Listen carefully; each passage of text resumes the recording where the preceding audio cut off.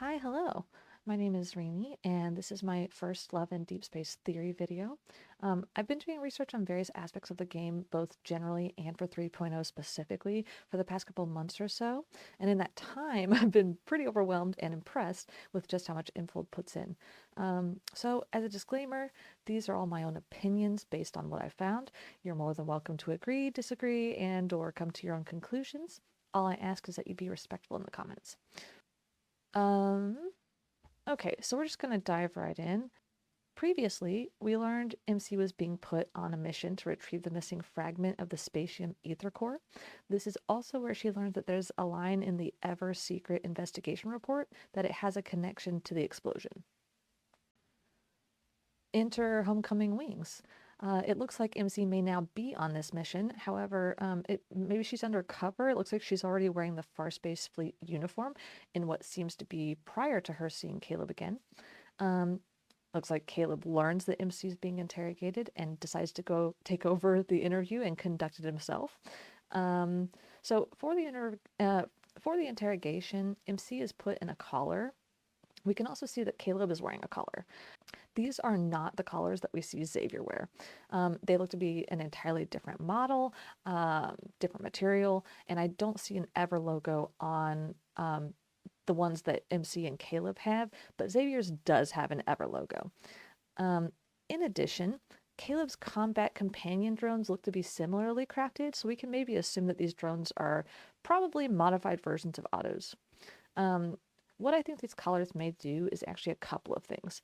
One, give some kind of signal interference with outside GPS tracking, or the brain chips themselves if MC does in fact have one, and or two, allow a frequency that makes it so that MC can see a wider range of color spectrum, aka UV light, so that she's able to see at least more of what is real and what is not through the magnetic field.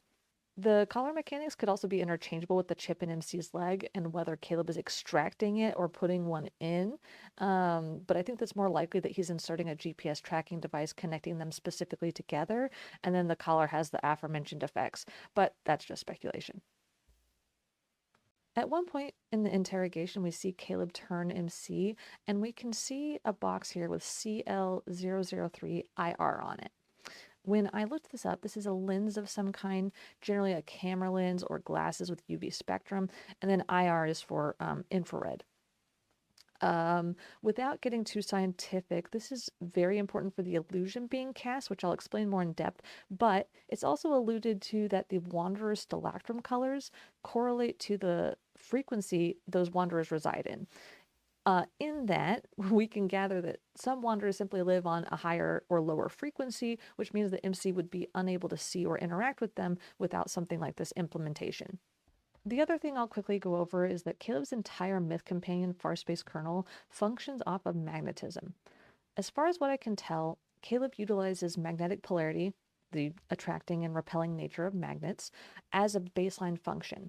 He also utilizes hypertech computing to lock on and target enemies within the magnetic containment field through their exact coordinates, which is why we see the grid lines during these attacks.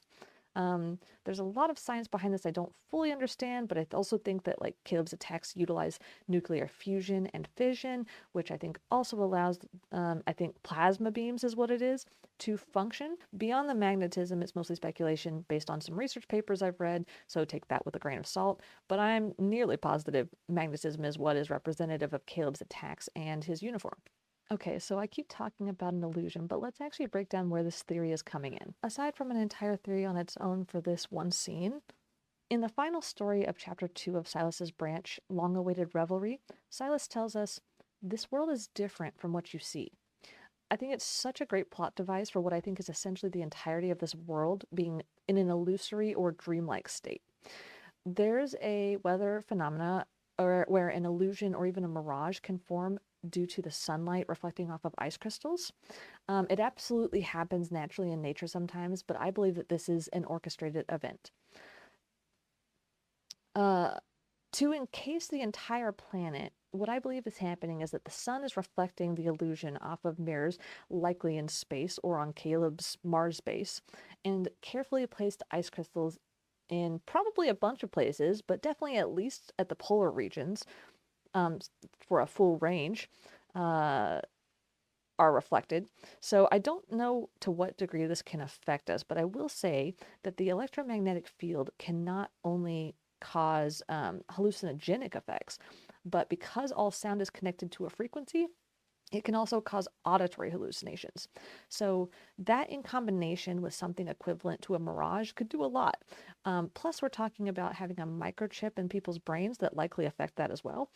In my research, I've also found that it's likely the microchips are blocking certain dopamine and pain receptors, but that's not yet fully explored. The point is, the light projection could very easily be affecting basically everything we see and hear without the technical intervention, which we know is involved through Ever. To give context for this crazy claim, I'll share a couple pieces here. For starters, we know that Zane has and actively does work in the Antarctic, and that he does not talk about that in detail. Of course, he would need access to some kind of top secret facility. Uh, oh, yeah, that would work. But he'd also need a suspended ice crystal that he would. Oh, yeah, that seems good. Well, but since we're talking about the South Pole, we arguably would need something in the North Pole for this to work, right? Oh, how interesting.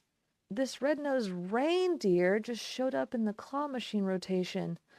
Oh, and how interesting that Zane and Caleb both have five-star cards about being injured and have similar imagery. And how interesting that their color themes are blue and red, respectively. Kind of like the magnetic poles. It's probably a coincidence, right? Sarcasm aside, I obviously think that this was all extremely intentional and that Caleb represents the North polarity the same way that Zane represents the South. And I think that I'm thinking both have connections to Aurora events. I think that this is more likely the illusion that is being used to their advantage rather than either of them willingly having a part in it, but we also don't know officially why the illusion is happening. Moving on, I have less information on the myth itself, but what I will say is that after learning Caleb's weapon is called Skybreaker SR, I had nothing else to go on, so I just looked up Skybreaker. This is one of the absolute most straightforward clues I've found in the game, but what came up was immediately the Coppermind fandom Wikipedia page.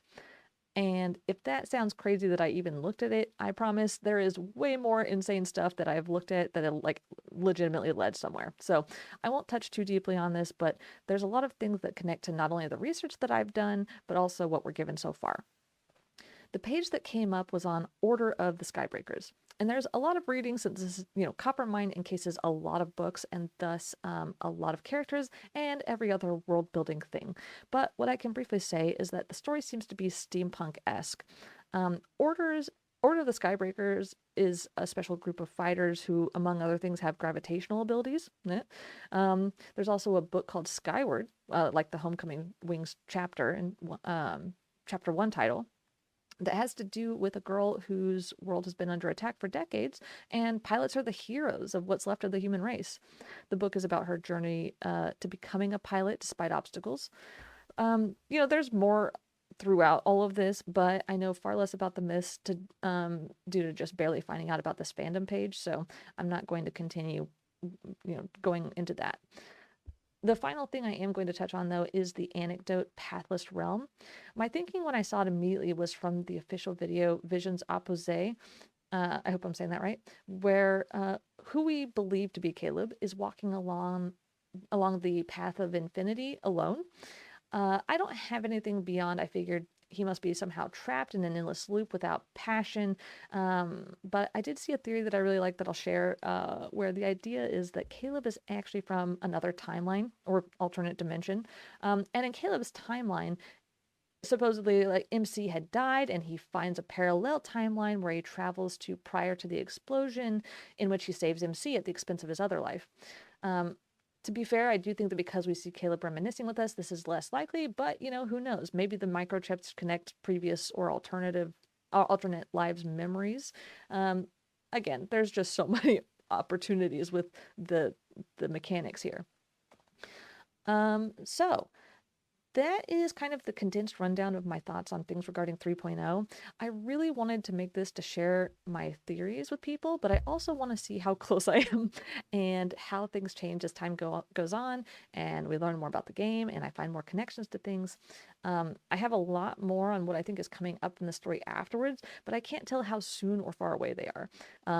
And regardless of how the story progresses with this branch, I plan to be sharing a lot more of my theories and findings. Um, if you made it this far in the video and found my theories compelling, please be sure to like and subscribe so that more people can see this. It does help with the algorithm. And until next time, safe hunting, friends.